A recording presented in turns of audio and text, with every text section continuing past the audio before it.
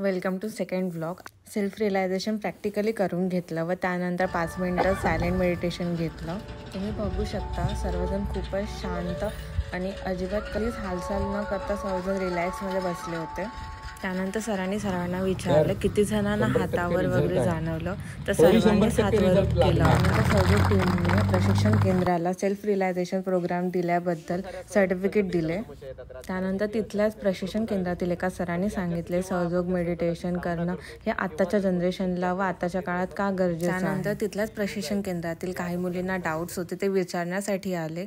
त्यांना फिजिकल एक्झामच्या वेळेस किंवा थेअरीच्या वेळेस भीती का वाटते ते त्यांनी प्रॉब्लेम शेअर केले। हे सर्व मेडिटेशनद्वारे कसे क्लिअर करू शकू हे आमच्या सहयोग टीमने त्यांना सांगितले। नंतर आम्ही त्यांच्या प्रशिक्षण केंद्रामध्ये गेलो, जिथे ते अभ्यास करतात व तिथले सर क्लासेस वगैरे घेतात। यापुढे काय झालं हे आपण पुढच्या व्लॉगमध्ये बघूया।